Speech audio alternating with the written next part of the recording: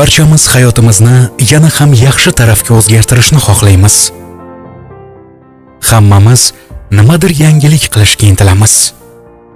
Rahbarimizga ichimizdagilarni aytib, ishingni ol deyishni xohlaymiz. Kelasi oydan fitness klubga yozilib, sog'lig'imiz haqida qayg'urishni xohlaymiz. Zararli taomlarni iste'mol qilishni to'xtatishga harakat qilamiz. Ertalabda turib yugurishni reja qilamiz. Biz ko'p narsalarni xohlaymiz, lekin negadir biror bir aniq harakatli qarorni qabul qila olmaymiz. Nimadir kutamiz yoki shular haqida o'ylab yuraveramiz. Bu holat juda ko'pchilik bilan sodir bo'ladi. Mel Robbinsda ham shu holat bo'lardi. Ammo u foydali bo'lgan oddiy qoida sirini topdi. Bu qoida uning hayotini o'zgartirib yubordi. 5 soniya qoidasi. Bu qoida shunchalik oddiyki, uning haqiqatan ham ishlashiga o'zingiz amin bo'lasiz.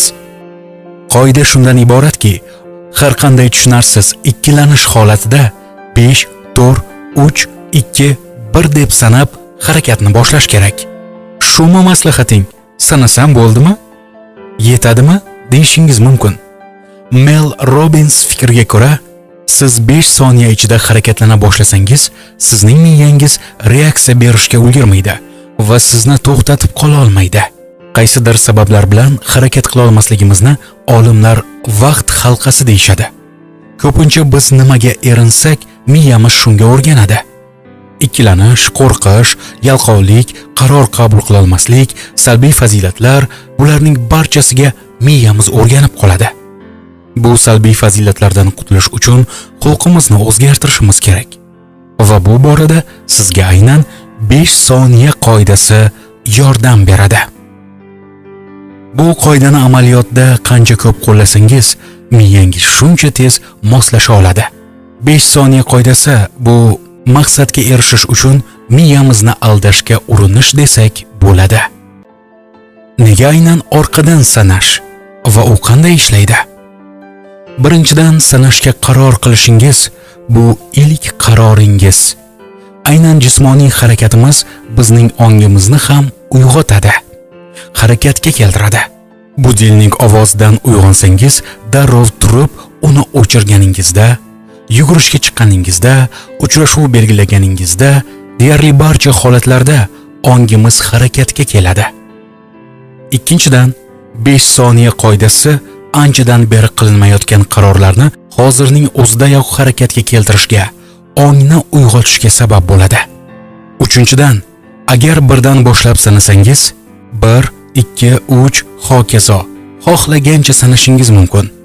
Orqaga sanash esa birdan keyin boshlashimiz kerakligini anglatib, ongimizni uyg'otadi. Gohida biz nimanidir boshlashimiz uchun qulay vaqtni kutamiz. Qulay vaqt hamisha bor. Ana o'sha qulay vaqtni doim o'zingiz belgilaysiz. Faqat qaror qabul qilib, vaqt tanlashga yalqovlik qilasiz. Xohlamaysiz yoki qo'rqasiz. Qo'rquvingizni yo'qotish uchun sizga 3 ta savol beraman. Qo'rquvingizni yengib, qaror qabul qilsangiz, aslida hammasi yaxshi tarafga burilib ketar. Harakat qila olmayotgan ishingiz sizga balki millionlarni olib kelar. Agar harakatingiz kerakli natija bermasa, xo'sh, nima bo'libdi? Harakat qilmay yashashdan ko'ra, harakat qilib, qadam tashlab, bilim va tajriba oshirsangiz bo'ladi-ku. Tajriba oshirasiz-ku. Agar shular rost bo'lsa, siz nimani kutyapsiz? Qulay vaqt, qaror qabul qilish, dushanbani kutish, bu hammasi o'zingizni aldash-ku. Siz yalqovmisiz yoki qo'rqoqmisiz? Bu savollar orqali chetdan o'zingizni ko'rishingiz osonroq bo'ladi. Hamda ongingiz ochila boshlaydi. Hayotingizni o'zgartirish uchun albatta harakatni boshlashingiz kerak. Hatto mayda qadamlar, harakatlar ham sizning hayotingizni o'zgartira boshlaydi. Oxir-oqibat siz maqsadingiz sari asosiy ilk qadamni boshlagan bo'lasiz. 5 soniya qoidasi sizga ana shu ilk qadamlarni tashlashga yordam beradi. Bu juda ham oddiy va lek sinovdan o'tgan qoida. Oldingizga maqsad qo'ysangiz, eng oson kichkina qadamni tanlang. Bu qadam bugunoq maqsadingizga oz bo'lsa-da yaqinlashtirsin. 5, 4, 3, 2, 1 deb harakatni boshlang. Maqsadga erishishda bizning hissiyotimiz asosiy rol o'ynaydi. Shu sababdan siz maqsadingizga miyangiz uyg'onib, sizni ikkilantirmasdan avval ishoning va ishonchni ongingizga joylang.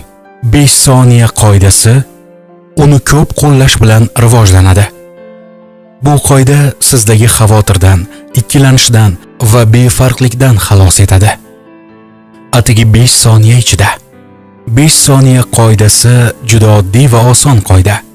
Qaror qabul qilish kerak paytda siz beqarorga aylanib qolsangiz, ikkilanib turganingizda 5, 4, 3, 2, 1 deb sanab yuboring va shu zahoti nimadir paydo bo'ladi. Harakat boshlanadi. Tezroq qaror qabul qilishda 5 soniya qoidasiga amal qilmasangiz, siz yengila boshlaysiz va ruhiy tushkunlik sizni qamrab ola boshlaydi. Yaxshisi qarorni 5 soniya ichida qabul qilganingiz yaxshi. O'rganishlarim shuni ko'rsatadiki, miyamizning oldi qismi qaror qabul qilishimiz uchun javob beradigan qism hisoblanadi. Bu qism yangi ma'lumotlarni qayta ishlashga xizmat qiladi. Miyamizning ichki qismida esa yomon xotiralar, beqarorliklar, ikkilanishlar mavjud. 5 soniya qoidasi miyaning ichini bloklab oladi, oldi qismini esa ishlashga majbur qiladi. Agar ikkilanishlar sizda muntazam davom etsa, siz ko'proq 5 soniya qoidasini qo'llab ko'ring. Yillar mobaynida yomon fikrlar, yomon fazilatlar miyangizni zaharlab, ichki qismiga in qurib olgan bo'ladi. Ularni yoping va 5 soniya ichida qaror qabul qilishni o'rganing. Men bu qoidani uyimda televizor ko'rib o'tirgan holatimda kashf qildim. Sinovdan o'tkazdim va u rostdan ham ishlayapti. Siz hozir bajarmoqchi bo'lgan ishingizni o'ylang va video tugagach 5, 4, 3, 2, 1 deb uni bajaring. Masalan, 5, 4, 3, 2, 1.